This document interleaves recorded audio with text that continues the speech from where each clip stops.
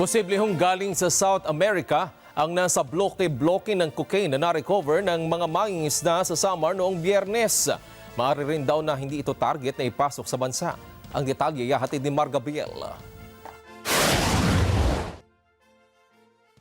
Duda ang pulisya kung para sa local distribution sa bansa ang nasa 118 milyong pisong halaga ng cocaine na na-recover sa karagatang sakop ng Barangay Tangbo sa Arteche, Eastern Samar. Yan ang lumabas sa inisyal na investigasyon ng PNP matapos na isuko ng mangingisda ang nasa 20 bloke ng cocaine na nakitang palutang-lutang sa dagat noong Biyernes ng hapon. Possibly ay itong mga drugs po na ito may have come diyan po sa area po ng South America, and ang tinitignan din po natin, sir, ay ang Pilipinas ay ginagamit pong transshipment points na hindi po talaga intended yan for local distribution kasi maliit pa naman po talaga ang market ng cocaine dito sa Pilipinas. Ang number one pa rin po talagang abuse drugs dito sa atin ay itong shabu po.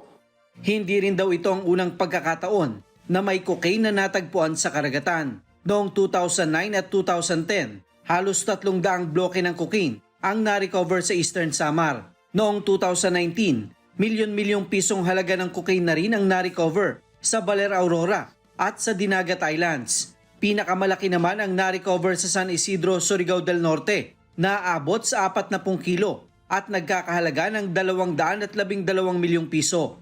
Alam po natin na napakalawak po ng karagatan natin sa Pilipinas. Focus po masyado yung ating water border.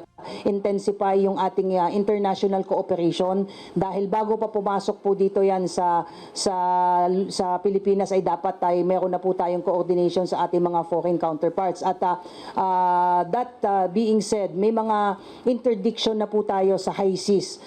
Samantala, hindi naman inaalis ng PNP ang posibilidad na may mga nakapasok na international drug syndicate sa bansa na nagmamando ng distribusyon ng iligal na droga sa karagatan.